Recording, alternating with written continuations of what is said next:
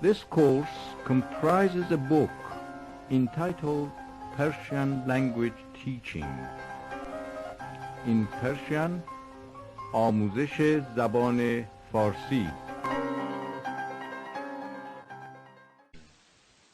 کلید تمرین 98.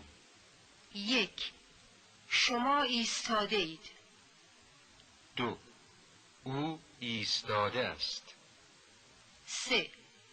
من وای نمیستم. 4.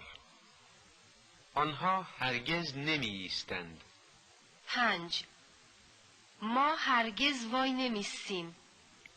6. کی پشت در وایساده؟ 7. روبروی من وای نست. 8. هیچ وقت وسط جاده وای نس.